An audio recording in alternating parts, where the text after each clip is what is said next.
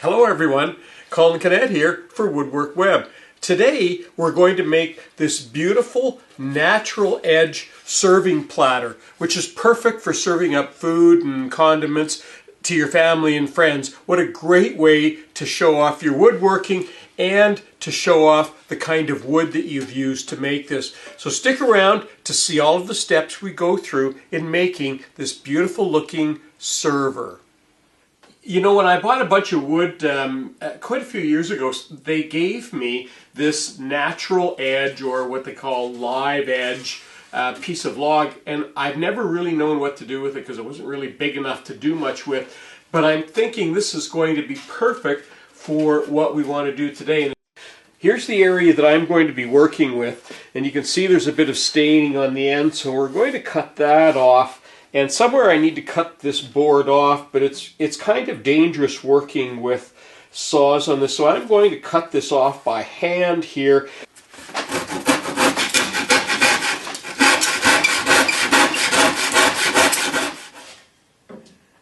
Now this board at the moment is about an inch thick. It's a little more than an inch thick, and I'm not sure where I'm going to bring it down to. It's going to depend on how much I see along here, but I've just checked the bottom. It's almost perfectly flat. It's rough, but it's almost perfectly flat. So I'm going to start off by just taking some skim coats off the top, then I'll flip it over and do the same on the bottom, and we'll have a look at that as we go along.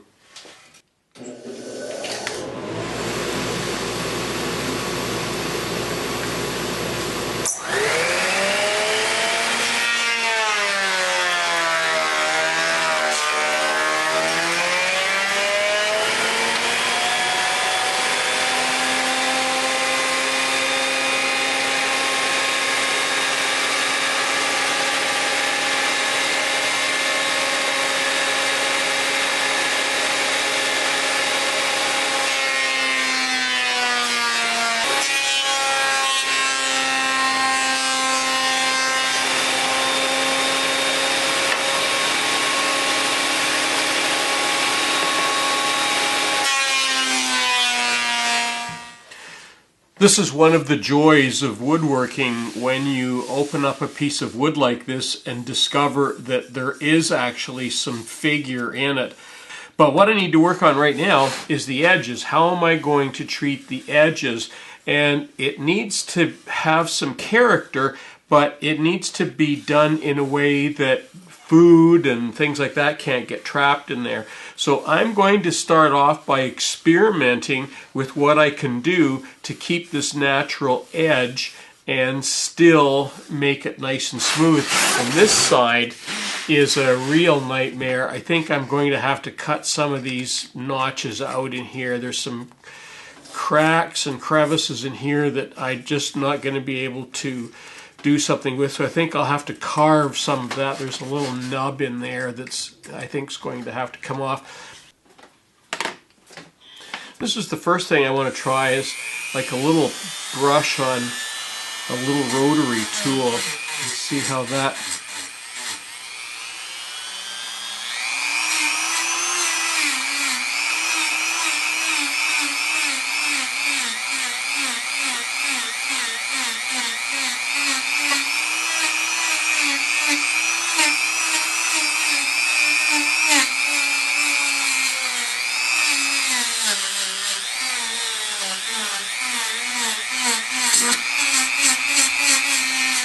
Gee, I really like the way that's working. It's smoothing it off, but it's not destroying the character.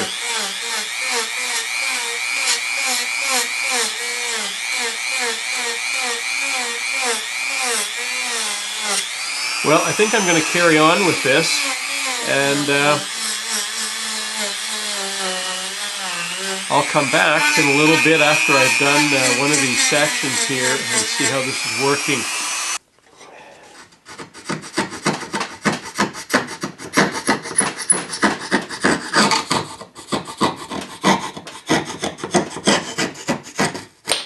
That's better.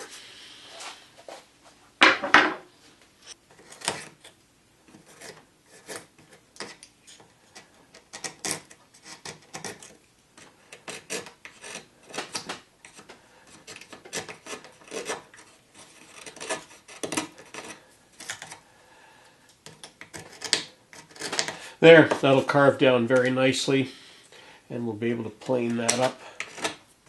That's good. Good, all right. Well, I'm going to carry on with this little rotary tool, and we'll get into all these little corners here and see what that looks like. Now I've moved on, I've turned the board around, and I've moved on to a fine wheel on my drill, and I'm finding that if you go slow and just kind of touch it, that it actually does a pretty good job as well. If you go too hard, it starts carving grooves in there, and I don't want that.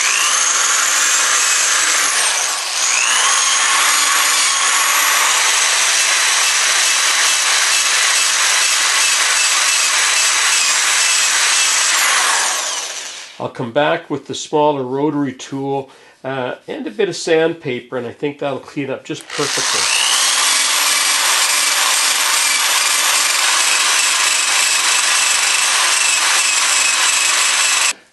What I found that works really well are these foam sanding blocks. They're pretty inexpensive and they're not reusable, but they seem to work about the best of anything I've tried.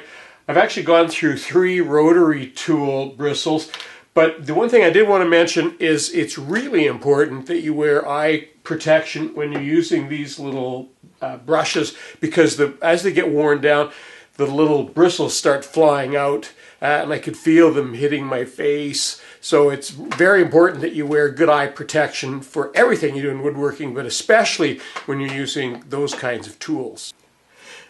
I've come to the part now where I need to fill in these holes, and what I'm going to do on the back side is I'm just going to use some painter's tape, because I don't want the epoxy, of course, to leak through, and I can't just pour it in there. I'm going to have to put this on a bit of an angle to start off with, because if I don't, the epoxy is just going to run through.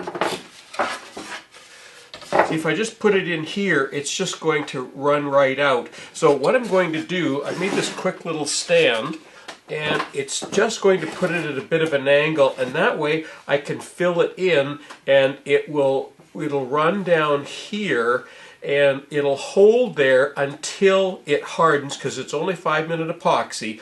And then I can do 2 or 3 more layers, and eventually I'll be able to lay it down and fill it that way. This one will be easy, because when I lay it down, I can just fill that one.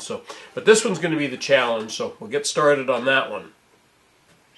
I find the easiest way to mix epoxy is just on these little sheets of paper that I have here, and typically we mix equal parts of each.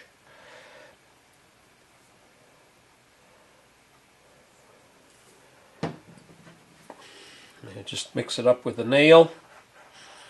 Now you can also see that I put some tape on the outside, and that's because I'm sure I'm going to slop some glue on the front. And this way, when this stuff dries, it is so hard, it's much easier to just pull it off the tape.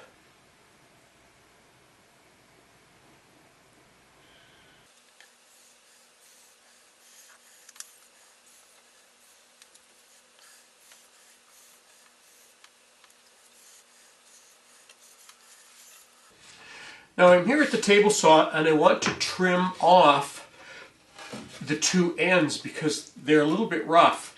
But you can't, because it's so jagged, you can't put a square on there, and it's pretty important that you get things even. So what I've done is I found a scrap piece of board that's parallel on both sides, actually on all 4 sides, and I'm just going to lay it on there, and that way I know I'm going to, it doesn't matter whether I'm one way or the other, as long as it's square on both sides. So I'm just going to use this as my guideline. There, that's perfect. Now I'll need to line that up on the table saw. Now in order to cut this on the table saw, you could cut this on the bandsaw, but I'm trying to get a real nice straight cut here. And you need to use the miter gauge, and you need to make sure that it's not going to move when you're pushing it through the saw. So what I'm going to do is I'm just going to put on a temporary auxiliary fence so that I get a nice stable back here. So I drew a mark on the board, and I'll just line that up.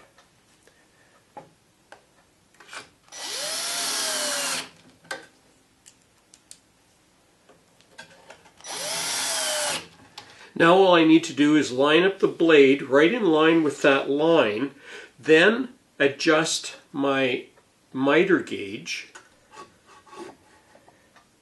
There, we're 2 pieces hit, and that's still lined up.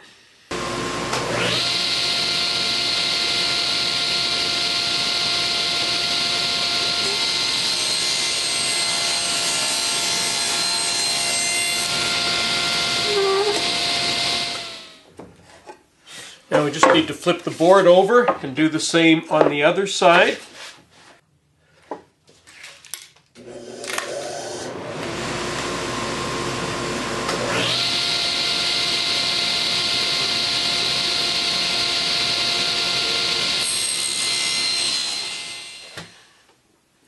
This filling has been a little bit of a challenge because I had to do it in a variety of layers, put in a little bit, let it set and harden, and I had to do that with both of them. But now they're both hard, and since we've got the rest of the board nice and flat and ready to go, I'm going to take everything now and I'm just going to sand it down, and then we'll come back and I'm going to show you how we're going to finish this. I think you can see that this is a little bit duller now. I've sanded this all down, and I have a sample of one of the ends that I cut off, and I'm using the covering, the coating Seikos on this, and I put a couple of coats on here, and you can see the nice figure when I move that around in the light, how it has a reflection. But this is the side that I put some dye on, and I really like this. And because I've used dye, it doesn't destroy the figure in the wood. Sometimes a stain will cover over some of this figuring in the wood. So I'm going to now dye this entire block, front and back, and we'll let that dry, and we'll come back and put the final coats on. I like to start off with the bottom first of all. And that's just so that I can then turn it over and finish off and do a good job on the top. And this dye, you just paint it on just like a stain or a paint. And depending on the wood that you're putting on, if you put on a heavy layer, you may need to wipe it off. So it's good to have a rag, or I've got some cloth here. And the problem with this is it will build up. You can get overlapping layers on it, so you do have to be careful with it.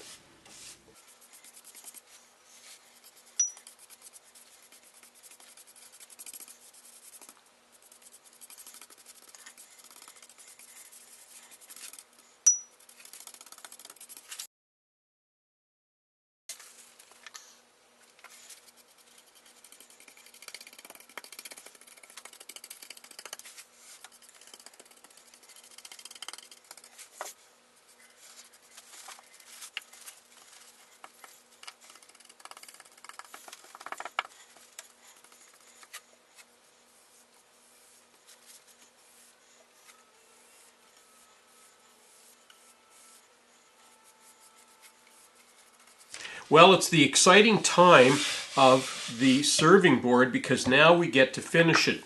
And I'm going to be using this product from Seikos. This is it's actually for flooring, is what they use it for, but it's a German product.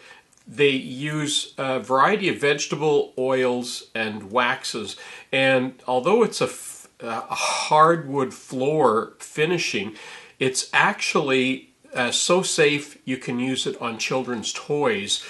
So it's easily going to be perfect for a serving tray. So you don't use very much of it. It goes on the same as Osmo, if you've watched my Osmo videos, and we use these, we don't use rags. Some people thought I was using rags when I was applying it. We use these pads, and I picked these up from the automotive store, and you just use a tiny bit of this oil, and I normally give it 3 coats. And the way you put it on, normally you go against the grain first of all, and then you finish up by going with the grain. So I'm just going to start at the end, and I go in circles, and then finish up going with the grain. So I'm just going to carry on and do this. We'll speed this video up, or this portion of it up, because you'll get the idea of what's happening here just as easy by seeing the quick version of it.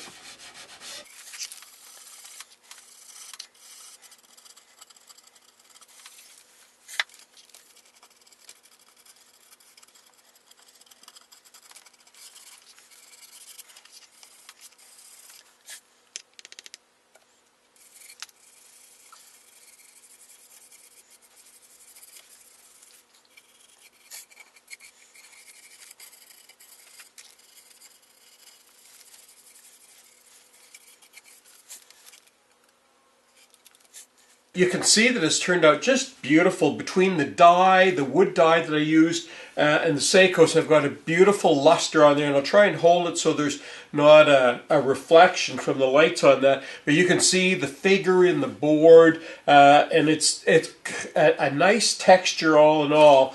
And just the way the front of it, it's just a perfect woodworker's serving platter. I used an epoxy cement for those, and the outcome was different than what I was expecting, but I don't have time to redo it right now. It's fine, it's all waterproof, it's all good. It just doesn't look quite as good as I was expecting, so something you can learn from. I actually have a different, I purchased a different product, and we'll try that sometime in the future and see what it's like for filling some big voids like this. But all in all, I'm very pleased with the way this turned out. It's going to be a perfect seasonal serving platter for all sorts of different foods. It's food safe, all of those good things, and really a simple project to do. The hardest part, of course, is trying to find the piece of wood to use for it. And if you can find a piece of figured wood somewhere, that's exactly the kind of thing that you want. That concludes our video for today. Don't forget to subscribe if you haven't already subscribed to our video.